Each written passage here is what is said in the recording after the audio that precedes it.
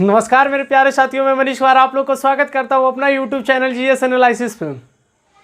तो आज हम लोग चर्चा करने जा रहे हैं आर्टिकल 33, 34, 35 का। 32 तक आर्टिकल हम पिछले वीडियो में देख चुके हैं। तो आज हम लोग चर्चा करेंगे आर्टिकल 33, 34, 35। तो चलिए, आशा करते हैं कि आप सभी लोग अच्छे होंगे और स्वस्थ होंगे। तो चलिए आइए हम लोग अब स्टार्ट करते हैं। एकाग्र होकर पढ़ने के लिए आप लोग बैठ जाइए। तो पहले से थोड़ा सा हम लोग रिविज़न कर लेते हैं, उसके बाद हम लोग देखेंगे आर्टिकल 33 को। ठीक है, तो पहले बोला गया समता का अधिकार। ठीक है, बोला गया पहले समता या समानता का अधिकार आर्टिकल 14 से 18 में रखा गया। समता या समानता का अधिकार आर्टिकल 14 से 18 में रखा गया है। ठीक है, इसमें बोला गया कि सभी लोग को समान अधिकार है। समता या समानता में दोनों एक ही वर्ड है, समता और समानता। इसमें बोला गया कि सभी लोग को क्या है, समान अधिकार है। उच्च जाति का रहे, नीच जाति का रहे, जाति कोई भी हो, उसका जन्म कहीं हो, धर्म कोई भी हो, उसके साथ क्या करना है, भेदभाव नहीं करना। मतलब सभी लोग क्या है, यहाँ पे समान है। ठीक है, तो इसमें बोला गया समता या समानता का अधिकार आर्टिकल 14 से 18 में इसका बात किया गया। स्वतंत्रता का अधिकार, ठीक है, स्वतंत्रता का अधिकार आर्टिकल 19 से 22 में चर्चा किया गया। स्वतंत्रता का अधिकार, एक मानव का जीवन जीने के लिए क्या क्या चीज़ें जरूरत है, उसकी क्या क्या स्वतंत्रता है, इसका 19 से 22 में इसका चर्चा किया गया है। ठीक है, स्वतंत्रता का अधिकार 19 से 22 में इसका चर्चा किया गया। और यहाँ बोल रहे हैं शोषण के विरुद्ध अधिकार। अब देख रहे हैं हम लोग शोषण के विरुद्ध अधिकार आर्टिकल 23 से 24 में। तो शोषण का विरुद्ध में अधिकार में बोला गया है कि आपके ऊपर कोई भी व्यक्ति क्या कर सकता है, शोषण नहीं कर सकता। कोई भी व्यक्ति क्या कर सकता है, शोषण नहीं कर सकता। अगर कोई व्यक्ति आपके ऊपर शोषण करता है किसी भी प्रकार का, तो उसके ऊपर क्या होगी, कार्रवाई होगी। ठीक है, तो आपका क्या है, मौलिक अधिकार। तो इसका चर्चा किया गया आर्टिकल 23 से 24 में।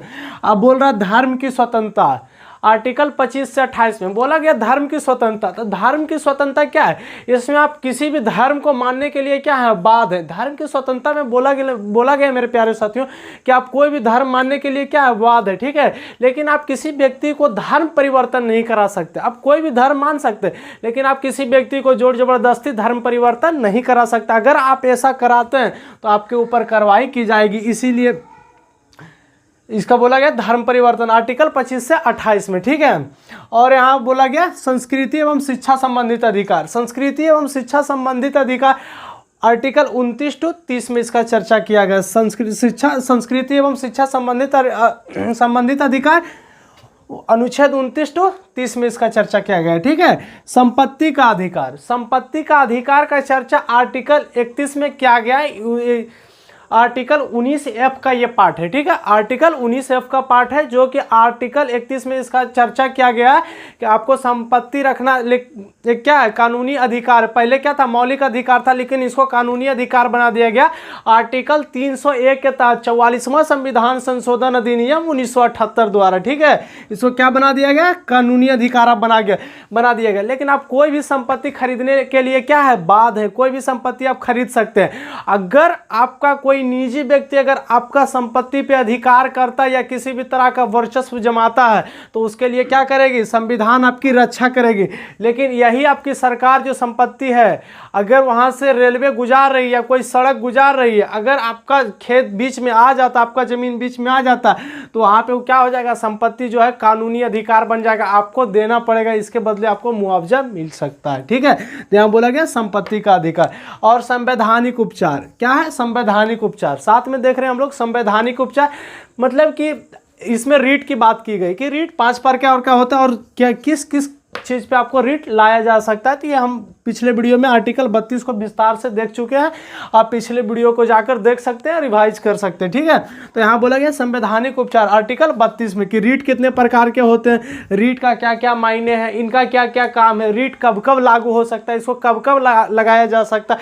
तो ये सब क्या हम पिछले वीडियो में देख चुके हैं। ठीक है, संवैधानिक उपचार। तो हम लोग चर्चा करते हैं अनुच्छेद 33 से। तो ये जो है अधिकार मतलब देने की बात की गई है। ठीक है, इसमें जो है अधिकार देने की बात की गई है कि आपको ये अधिकार मिलेगा। लेकिन अब ये आपको नहीं बताया गया कि आपका भी कुछ सीमित अधिकार है। ठीक है, आपको सिर्फ अधिकार दिया नहीं गया, आपका कुछ सीमित अधिकार भी है जो आप उसके साथ खिलवाड़ नहीं कर सकते, उसके साथ आप छेड़छाड़ नहीं कर सकते। ठीक है, तो ये आपका आर्टिकल 12 से जो 32 तक है वो आपका अधिकार देता है, लेकिन कुछ जगह पे आपका अधिकार छीन भी लेता है। आर्टिकल 33, 34, 35 में ये हम लोग चर्चा करेंगे। तो चलिए आइए देखिए, तो आर्टिकल 33 में क्या बोला गया, अनुच्छेद 33 है। ठीक है, यहाँ पर बोला गया मूल अधिकारों को सीमित करना, मतलब मूल अधिकार जो रहेगा आपको यहाँ सीमित कर दिया गया। अच्छा, किस किस क्षेत्र में हमारा मूल अधिकार सीमित हो जाएगा, तो चलिए देखते हैं हम लोग। क्या बोला गया कि मूल अधिकारों को सीमित करना। आर्टिकल 33 में बोला गया मेरे प्यारे साथियों कि मूल अधिकारों को क्या करना है, मूल अधिकारों को सीमित करना है। मतलब यहाँ तक आपको देने का हमेशा बात किया गया कि आपको ये अधिकार मिलेगा, लेकिन कुछ यहाँ पे सीमित का बात है। ठीक है, यहाँ पे क्या है, सीक्रेट बात है। तो चलिए, बहुत गहरी बात है ये, क्या है, बहुत गहरी बात है ये, मतलब सीक्रेट बात है। क्या बोला गया कि मूल अधिकारों को सीमित करना। तो यहाँ पर बोला गया अनुच्छेद 33 किस किस क्षेत्र में आपका मूल अधिकार सीमित होगा। तो चलिए यहाँ पर बोला गया, देखते हैं। यहाँ बोला गया सेना क्षेत्र में, सेना क्षेत्र में क्या आपका मूल अधिकार सीमित कर दिया जाएगा। अर्धसैनिक बल है, जैसा सैनिक बल है, तो इसमें क्या आपका मूल अधिकार सीमित है। अब सैनिक बल का ऑफिसर, यहाँ पे एक अलग कानून चलता है। ठीक है, यहाँ पे आप नहीं बोलिएगा, सेना का जब क्षेत्र में आप ड्यूटी कर रहे हैं तो वहाँ पे आप नहीं बोलिएगा कि मेरा मौलिक अधिकार का हनन हो रहा है। आपको ऑफिसर बोल दिया कि नीचे बैठना है आपको, तो बैठना है। वहाँ पे क्या है कि आप अपना मौलिक अधिकार को नहीं ला सकते। ठीक है, तो वहाँ पे क्या अलग है, वहाँ पे देश को सुरक्षा के लिए सेना को मौलिक अधिकार नहीं दिया गया, उसका भी अधिकार है लेकिन उनका भी सीमित अधिकार। अब यहाँ पे ऑफिसर बोल देगा कि आप नीचे बैठिए, आपको आगे चलना, युद्ध करना है, लड़ना, आप बोलिएगा नहीं हम युद्ध से पीछे हट जाएंगे, तो ऐसा आप नहीं कर सकते। सेना अर्धसैनिक बल में क्या है, इसका अधिकार दिया गया है। ठीक है, तो सेना का कुछ सीमित अधिकार है जो उससे बाहर रहकर वो काम नहीं कर सकता। जो ऑफिसर बोलेंगे, क्या जो बड़े ऑफिसर बोलेंगे वही काम सेना के लोग कर सकते हैं। ठीक है, तो यहाँ पर बोला गया सेना का अधिकार। अब है गुप्तचर। अब यहाँ पर क्या है, गुप्तचर। गुप्तचर जैसे कि कोई भी देश का गुप्तचर है, अब वो क्या कर सकता है, मीडिया में आकर नहीं बोल सकता कि हम इस देश में जा रहे हैं, इस जगह पे हम जा रहे हैं, इस जगह पे हम जासूसी करने जा रहे हैं, ऐसा आप नहीं बोल सकते। तो गुप्तचर जो रहते हैं कोई भी देश का, वो उसका भी अधिकार क्या है, सीमित है। उसका भी अधिकार कहीं आके मीडिया में खुलकर वो बोल नहीं सकते हैं। वो क्या रहता है, अंडरग्राउंड रहते हैं। ठीक है, गुप्तचर भी क्या है, एक अंडरग्राउंड रहते हैं, उनको ज़्यादा बोलने का अधिकार नहीं है, क्योंकि इस देश की सुरक्षा और सुरक्षा व्यवस्था के खिलाफ है। अगर आप खुलकर आते हैं तो इसमें देश की सुरक्षा का क्या है, आप नुकसान पहुंचा रहे हैं। ठीक है, तो यहाँ पे क्या बोला गया, गुप्तचर। अब है राजदूत। यहाँ पे राजदूत, कोई भी देश में जैसे कि राजदूत है तो उनकी क्या क्या आती है, वो पॉलिसी है, वो अपनी पॉलिसी आपको नहीं बता सकते। ठीक है, तो ये भी क्या है, राजदूत अपने क्या करते हैं, अधिकार से सीमित नहीं जा सकते। तो इन लोगों का क्या है, मूल अधिकारों को सीमित करना है। इन लोग का मूल अधिकार सीमित है, लेकिन इससे आगे आप काम नहीं कर सकते। आप ये नहीं बोलिएगा कि आम नागरिक जैसा कि हम जो मन है, जहाँ मन है वहाँ बोलेंगे आपके विरुद्ध या सेना के अपने लोगों के विरुद्ध, ऐसा ये लोग नहीं कर सकते। ठीक है, और बोला गया मीडिया। मीडिया को भी सीमित अधिकार है।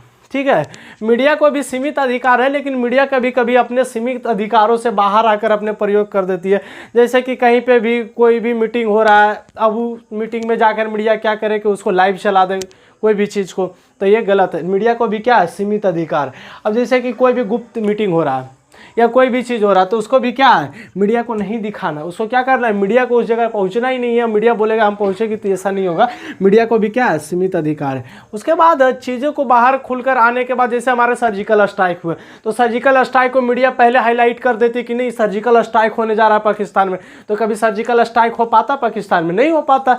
तो वही बात है कि क्या है, सर्जिकल स्ट्राइक हो गया उसके बाद मीडिया दिखा सकती, लेकिन आप पहले बोल देते हैं कि हम सर्जिकल स्ट्राइक करने जा रहे हैं। जो हमारे अजीत डोभाल ये गुप्तचर का काम करते, जैसे कि ये हैं तो गुप्तचर है, तो पहले बोल देगा गुप्तचर कि हम यहाँ पे ये काम करने के लिए जा रहे हैं, ये काम करेंगे मीडिया में आके खुल के, तो ऐसा नहीं कर सकते ना आप। यहाँ पे क्या आपका मूल अधिकारों को सीमित करना है। यहाँ पे आपका मूल अधिकार क्या क्या है, सीमित कर दिया गया। ठीक है, तो मीडिया का भी अधिकार क्या है, सीमित है, लेकिन कभी कभी मीडिया क्या करती है, अपने अधिकारों को ज़्यादा प्रयोग कर देती है। चलिए, आर्टिकल 33 हम लोग समझ गए होंगे कि आर्टिकल 33 क्या बोला कि मूल अधिकारों को सीमित करना। अब हम लोग देखते हैं अनुच्छेद 34। अनुच्छेद 34 में बोला मार्शल लॉ, मतलब सैन्य कानून लागू होने पर मूल अधिकार सीमित हो जाते हैं। मार्शल लॉ, जिस जगह अगर सैन्य कानून जो सैनिक का कानून है वहाँ जो लागू हो जाता है तो उसका क्या होता है, मूल अधिकार सीमित हो जाता है। सैन्य कानून लागू होने पर मूल अधिकार क्या हो जाएगा, आम पब्लिक का भी क्या हो जाएगा, सीमित हो जाएगा। जैसे कि कंटेनमेंट मतलब कैंट, कैंट का एक क्या होता है, सीमित क्षेत्र होता है, ठीक है। उस क्षेत्र में आपको जाने का अलाउ ऐसे नहीं रहेगा, ठीक है। आप सैनिक अगर नहीं है तो उस क्षेत्र में आपको क्या है, जाने का अलाउ नहीं है कैंट के क्षेत्र में। वहाँ पे रेस्ट्रिक्शन लगा हुआ है कि इसके क्षेत्र आप बाहर जाइएगा तो आपको अरेस्ट कर लिया जाएगा। तो जैसे कैंट है, तो जैसे कि डेकोरेशन डेमोस्ट्रेशन है, ठीक है, डेमोस्ट्रेशन है, तो उसको हम लोग शॉर्ट में क्या बोलते हैं, डेमो। उसको हम लोग शॉर्ट में क्या बोलते हैं, डेमो। जैसे तो कंटेनमेंट है, ठीक है, क्या कंटेनमेंट है, तो उसको हम लोग क्या बोलते हैं, कैंट बोलते हैं। वैसी क्या है, डेमोस्ट्रेशन है, उसको हम लोग शॉर्ट में क्या बोलते हैं, डेमो। इसी तरह से हम क्या है, कंटेनमेंट है, तो उनको हम क्या बोलते हैं, शॉर्ट में कैंट बोलते हैं। उसको हम शॉर्ट में क्या बोलते हैं, कैंट बोलते हैं, ठीक है। तो वहाँ पे क्या है, उसका अधिकार सीमित है, उसका अधिकार क्या है, सीमित। तो सैन्य कानून लागू होने पर क्या बोलता है, मूल अधिकार सीमित कर दिया जाता है, ठीक है। जैसे कि कश्मीर में मार्शल लॉ लगाया जाता है, तो मार्शल लॉ लगाया जाता है तो उस क्षेत्र का जो अधिकार है वो सीमित कर दिया जाता है। किसी भी क्षेत्र में मार्शल लॉ लगा दिया जाता है तो उस अधिकार को किया जाता है, वहाँ के लोगों का अधिकार को सीमित कर दिया जाता है। तो आप 33 और 34 समझ गए होंगे, ठीक है। 33 और 34 अच्छे से समझ गए होंगे। अनुच्छेद 34 बोला कि मार्शल लॉ सैन्य कानून लागू होने पर मूल अधिकार क्या है, आपका सीमित हो जाएगा। जो आपका मूल अधिकार रहेगा वो क्या हो जाएगा, सीमित हो जाएगा। अनुच्छेद अब 35 में हम लोग देख रहे हैं। अनुच्छेद 35 में अब हम लोग देख रहे हैं कि अनुच्छेद 35 क्या बोल रही है। संसद मूल अधिकारों को अधिक प्रभावी और शक्तिशाली बनाने के लिए कानून बना सकती है।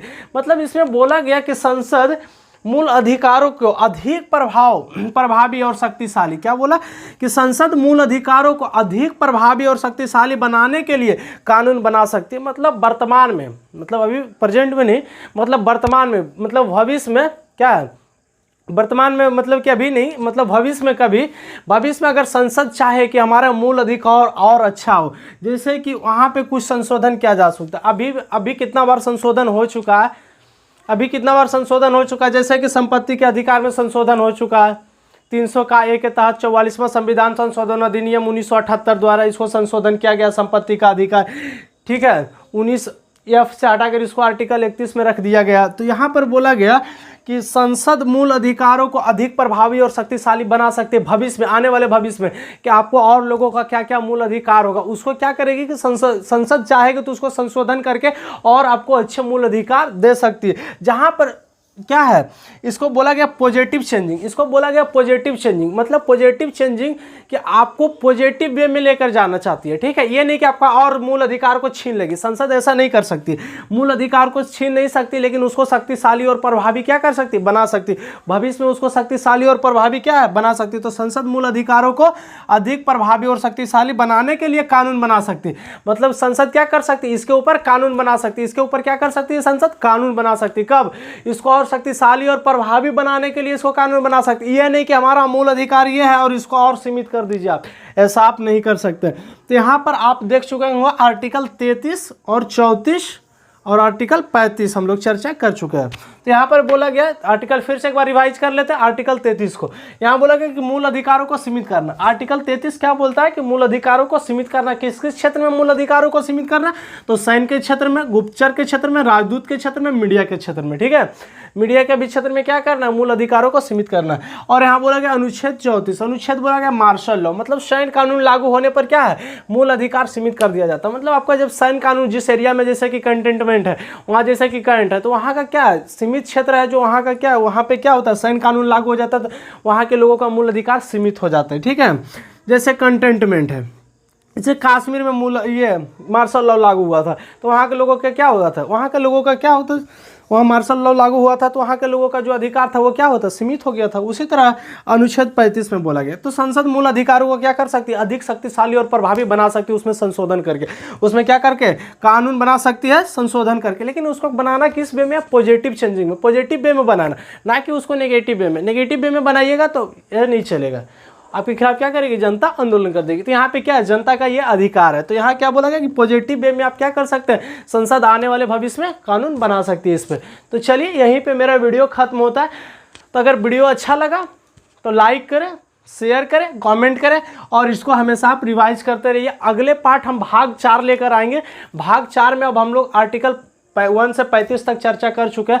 अब हम लोग देखेंगे 36, 37, 38, 39, 40 सीरियल बाय सीरियल पढ़ते चलेंगे। कुछ दिन के बाद मेरा NCERT का बैच आ रहा है, वो भी वहाँ पे आप ज्वाइन कर सकते हैं। अभी नहीं, मतलब कि आने वाला है। ठीक है। तो चलिए वीडियो अच्छा लगा तो दोस्तों के साथ शेयर करें और वीडियो को लाइक करें और कमेंट करें। Thank you.